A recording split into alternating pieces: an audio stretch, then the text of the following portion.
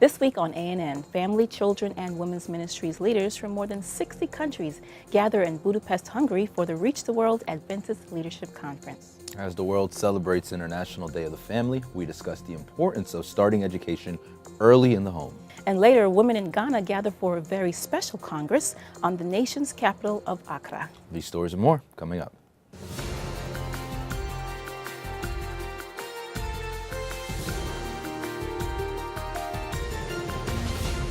Thanks so much for joining us this week. First in the news, leaders of family, children, and women's ministries gathered in Budapest, Hungary for the Reach the World Adventist International Leadership Conference that ran from May 10th through 14th.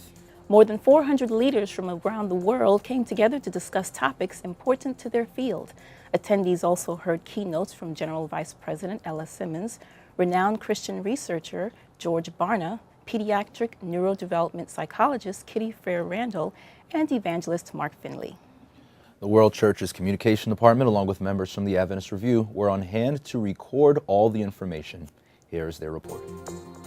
3 separate ministries from the headquarters of the Seventh-day Adventist World Church, family, women, and children, joined forces to address critical issues that impact those they minister to.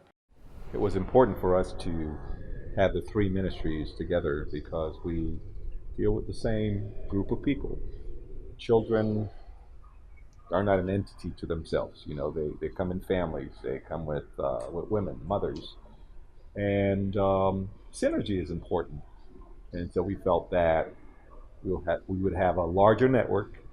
We would have, in many instances, individuals who do all 3 ministries. In fact, there are many divisions in the world where the union directors direct all 3 departments. So it would only make sense to have all 3 departments involved. We're also trying to model a cohesive, integrated type of ministry because of the fact that so many of our partners, there's overlap with these 3 ministries, with women, children, families.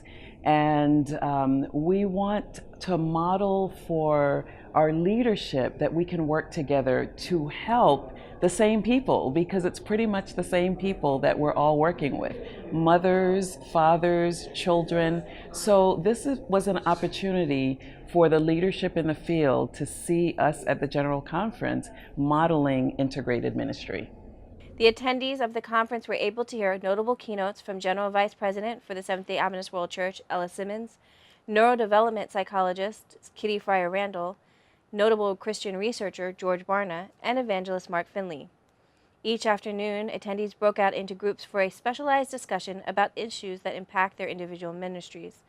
Women's ministries talked about how to reach out to the unchurched. Family ministry leaders learned about marriages in crisis and parenting LGBT children with grace. And for Children's Ministries Director Linda Coe, that meant finding ways to talk about a wide variety of topics, including childhood AIDS and problems that impact affluent children. For my children's ministry, because there are so many issues impacting children, and especially children who are at risk, we have to deal with those children because we have many projects that help children at risk. So therefore, I thought maybe this is a good time to get my leaders, to be familiar and have experts to come and share some of the problems with at-risk children like HIV/AIDS that impact children, affluent kids, that also have problems that they have to deal with, and they are at risk too. And so we hope to help infants and children, because while we try to nurture their faith, we need to help deal with their physical needs and mental and emotional needs before we work with them on the spiritual part. Doug Venn, coordinator for the Mission to the Cities initiative and director for the Global Mission Urban Center, had an innovative way to bring attendees together. Before the conference, he asked each one to bring a postcard from their city with a prayer written on the back. The postcards were then hung on a mirrored wall that read, "I want this city." When it was time to leave, Venn asked attendees to take a postcard from another city and to keep it in prayer. This important collaboration from the 3 departments, in connection with the World Church's initiative, Reach the World, inspired those in attendance to go back to their territories to work together and address the real issues facing women, children, and family in today's world.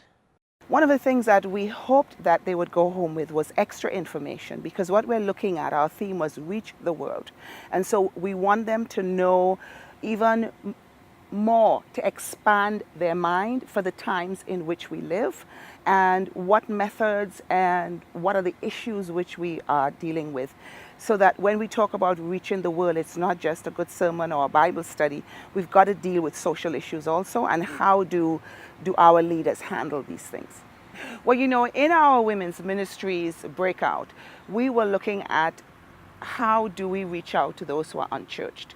And one of the things which we emphasized is that in the church, and this goes for all Christians really, when we talk about reaching out, we normally reach out to people who look like us, who dress like us, maybe from the same culture. And we've got to stop that. If we are going to reach the world, we've got to look at people who are different from us, because those are the people who really need to know.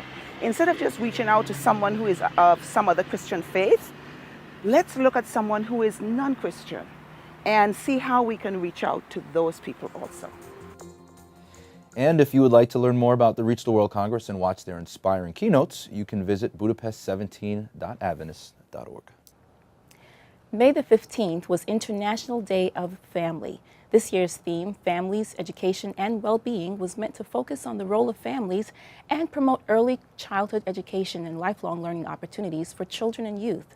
Willie and Elaine Oliver, Director and Associate Director of the Family Ministries Department for the Seventh-day Adventist World Church, explained why it's so important to start educating your children early.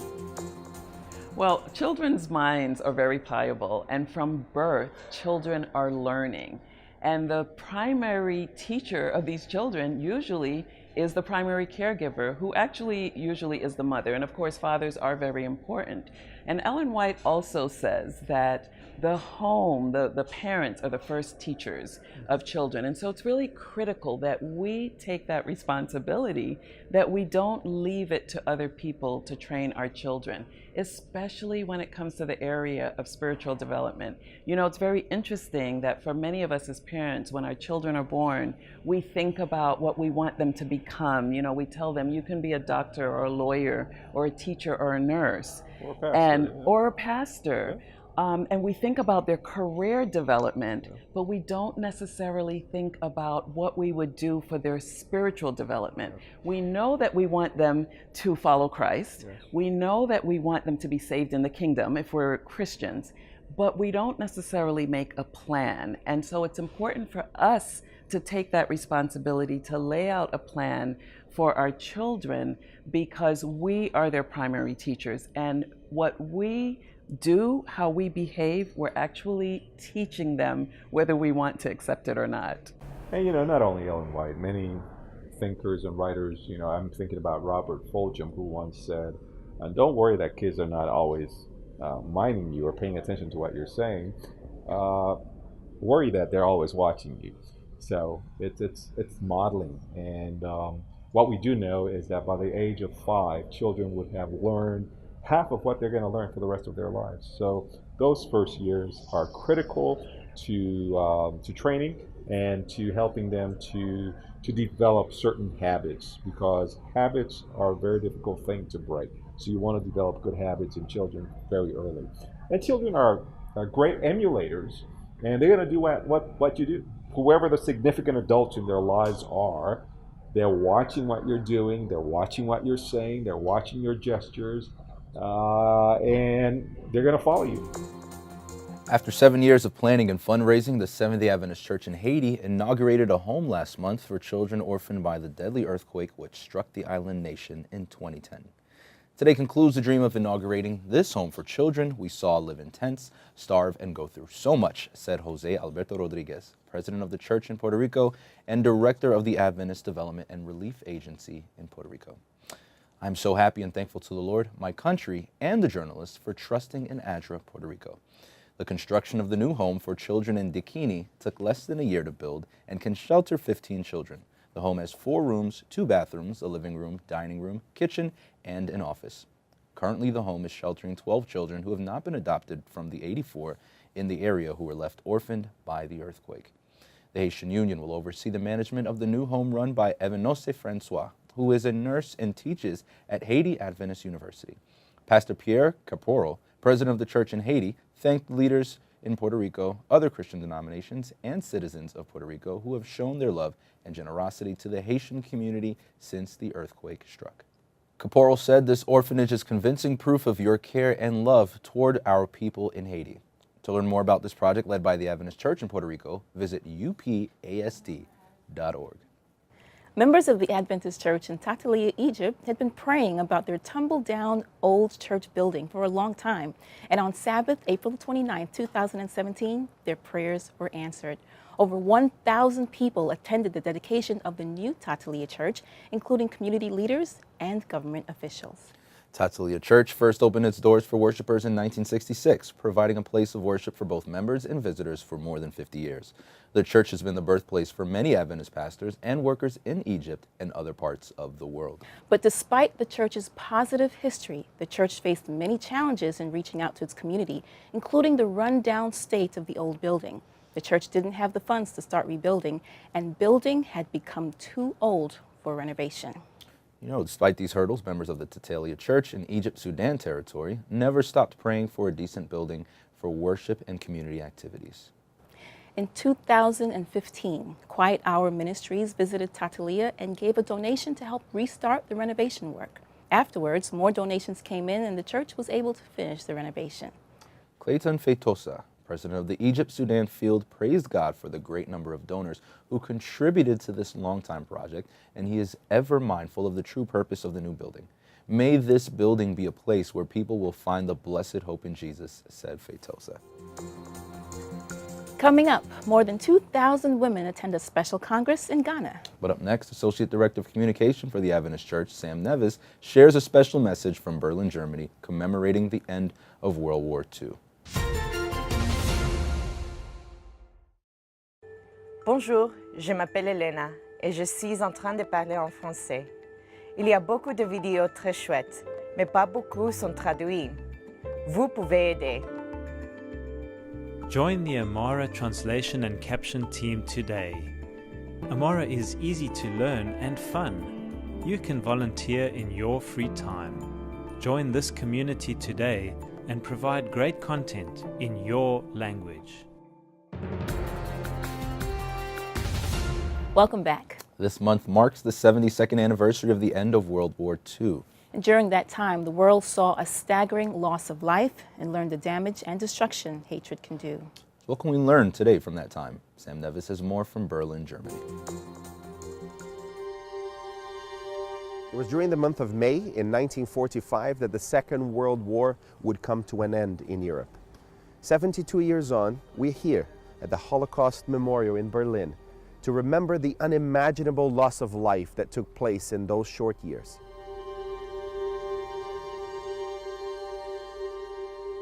The numbers were staggering. 6 million Jews, of which 1.5 million were children. But the Holocaust was not exclusively for Jews. It included non-Jewish victims of the Nazi campaign for mass murder, based on other ethnic and biological factors. The persecution was carried out in stages. With Hitler's rise to power, the German government passed laws to exclude Jews from civil society. Starting in 1933, the Jews began to establish a network of concentration camps. By 1942, victims were being regularly transported by freight trains to extermination camps where, if they survived the journey, most were systematically killed in gas chambers. This continued until the end of World War II in Europe in May 1945, 72 years ago.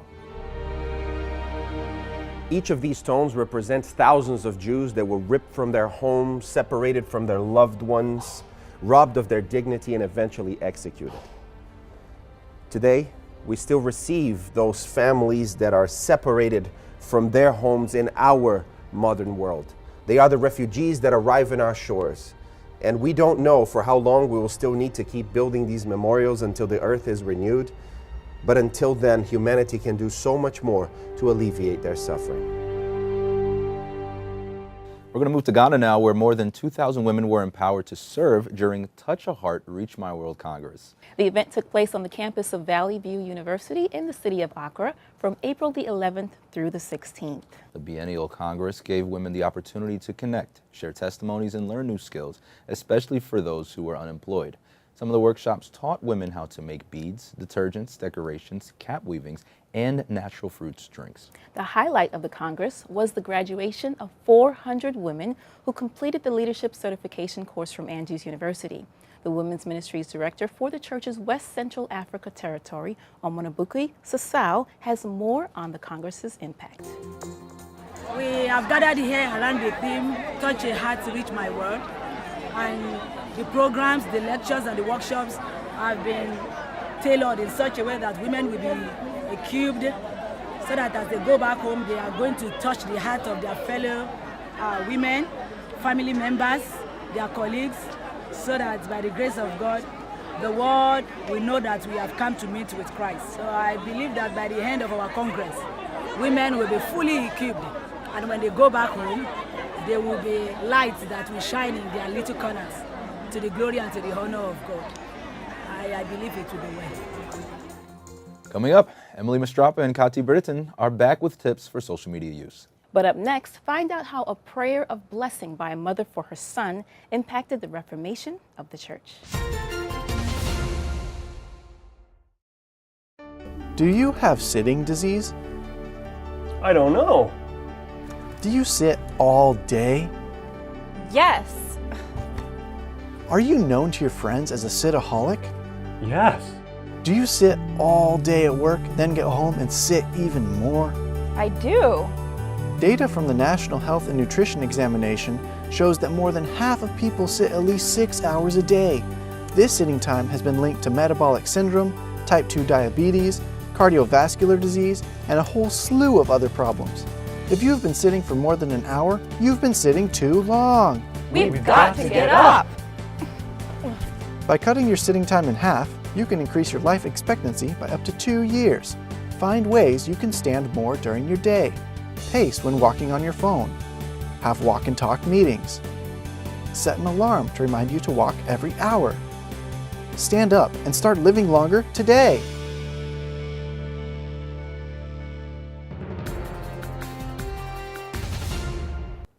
Welcome back. John Huss strongly believed that Scripture should be taught in the language of those who heard it. In this week's episode of Lineage, learn about the exciting ministry of John Huss and Jerome. To learn more about Bohemian Reformation, Huss and Jerome, and other episodes of Lineage, visit lineagejourney.com.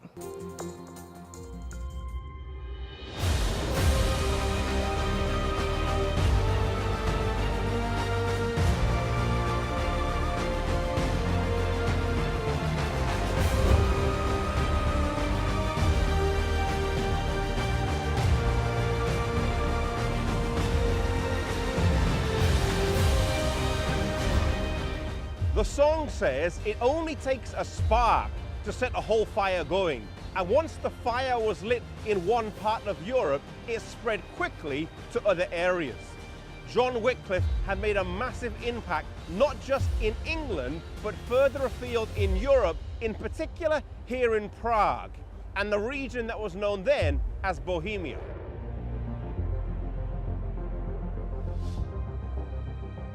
John Huss was of humble birth, and his father died soon after he was born.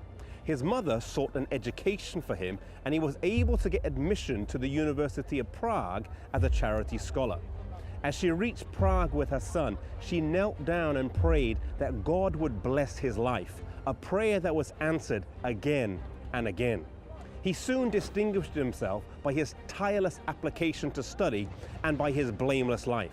Upon completing his studies, he entered the priesthood and rapidly rose to prominence, soon becoming attached to the court of the king. In a few short years, he was the pride of his country, and his name was known all over Europe. Today, they've built a statue to commemorate him here in the Old Town Square. Several years after becoming a priest, Huss was appointed preacher of the Bethlehem Chapel here in Prague. The founder of this particular chapel had advocated as a matter of importance the preaching of the scriptures in the language of the people.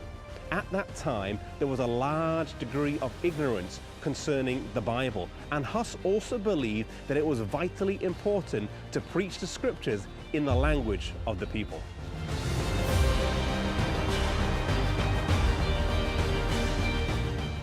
At this point in his life, Huss came in contact with Jerome, who would prove to be his right-hand man until his death.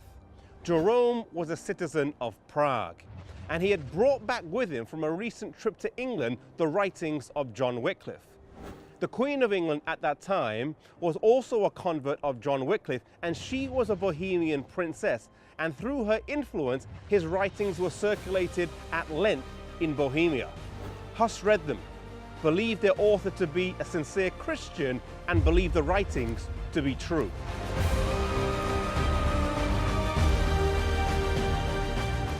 Huss's impact was growing, not just here in his homeland, but also in neighboring Germany. And soon news of the work here in Prague reached Rome, and he was summoned to appear before the Pope. To go would be fatal. The King and Queen of Bohemia, the nobility and the government all asked for a local trial, but this was not granted. The trial of Huss went ahead in his absence, during which the city of Prague was put under interdict. This struck terror into the hearts of everyone. No church services could take place. Baptisms, funerals, weddings, those ceremonies that were so key to life in general were not allowed to take place. And through this means, Rome was able to hold sway over the people. The city was in turmoil, and Huss withdrew to his native village, but he continued to travel to the surrounding countryside where he was able to preach to eager crowds. When the danger and excitement had subsided, he was able to return to Prague, where alongside with Jerome, he was able to continue his work.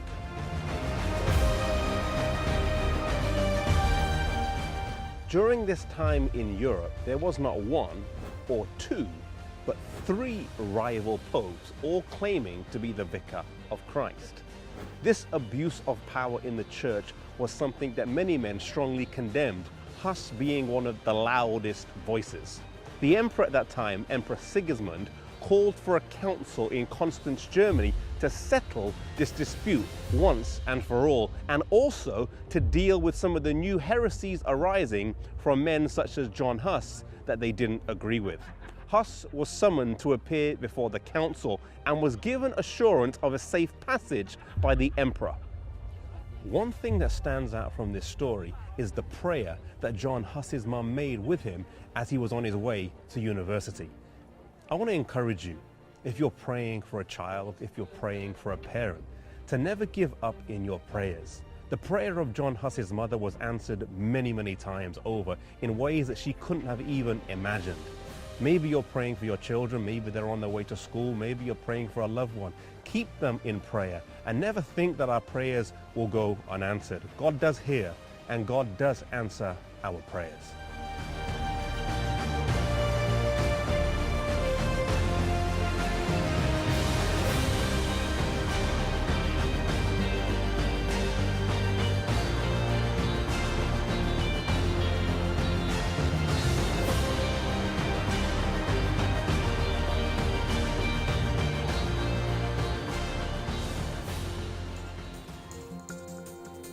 Are you sick of scrolling through picture after picture by the same person on Instagram? I have experienced that, Elroy. You know, Emily Mastrapa and Cotty Britton are here to tell you about a cool feature that may help with that problem.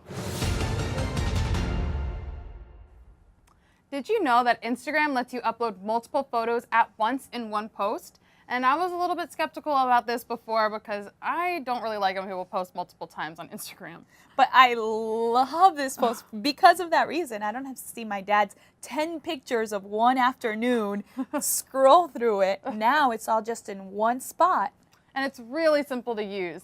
So when you go into Instagram to upload a photo, in the bottom right-hand corner, there's a little icon that either will have two little squares in it or it'll say select multiple. And you can just click on that and then you can pick up to 10 different images. And a little number will pop up at the top of the image that'll let you know what order the image they're going to show in. And after you've chosen your picture, you can select a filter. And the first filter that you choose will change the filter on all your pictures. But as you go through your individual photos and land on it, you can select an individual filter for each photo. Yeah, so it's super simple to use and a great tool to share things like before and after shots too. So you can look at the Adventist Church's Instagram and see how we're using this new feature in our latest post. Or you can tag @Adventist Church in your post so we can see how you're using this feature. Yeah, so see you next time for more social media tips. And finally, for today's program, let's turn to David Trim for a look at Adventist history. This week, learn about the election of notable Adventist pioneers during the church's 5th General Conference session. Welcome to This Week in Adventist History. For 5 days during this week, exactly 150 years ago, May 14 through 18 in 1867, the 5th General Conference session was held in Battle Creek, Michigan. The 18 delegates re-elected the Secretary Uriah Smith and the Treasurer Isaac Van Horn, but they elected a new president, the third man to hold the presidency of the General Conference, this man, John Nevins Andrews. He is better known as the denomination's chief theologian in these early years, and later as its first official missionary. But Andrews served 2 one-year terms as GC president, and it was in this week, on May 18, 1869, that his tenure of the presidency came to an end with the election of James White as president. For most of this week and beyond, 108 years ago in 1909, the 37th General Conference session met in Tacoma Park, which was then still a leafy outer suburb of Washington, D.C., as you can see from this photograph of the 6 secretaries who took shorthand transcriptions of everything said during the business meetings, here photographed outside. The 37th session met from May 13 through June 6. President Arthur Daniels and Secretary William Spicer were both re-elected, but this man, Walter T. Knox, was elected treasurer. A former missionary to Mexico, he was to serve as General Conference treasurer until his retirement in 1922, serving alongside Daniels and Spicer for all those 13 years. They guided the church through the trials of World War I and oversaw continued expansion of Adventist missions. That was This Week in Adventist History. Thanks for watching ANN. Join us next week for more news from the headquarters of the Seventh-day Adventist Church. We'd love to hear from you. Send us your feedback and tell us how your church is making a difference in its community. Be sure to capture plenty of video footage and photos, then write up a summary of the event's important details. And feel free to send full video reports as well. You can reach us by sending an email to annvideo11@gmail.com.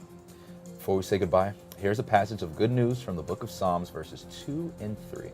From the ends of the earth I call to you. I call as my heart grows faint. Lead me to the rock that is higher than I, for you have been my refuge, a strong tower against the foe. Amen. Well, that's our program for this week. And remember, you can always visit news.adventist.org for daily videos and news. Until next time, take care. God bless.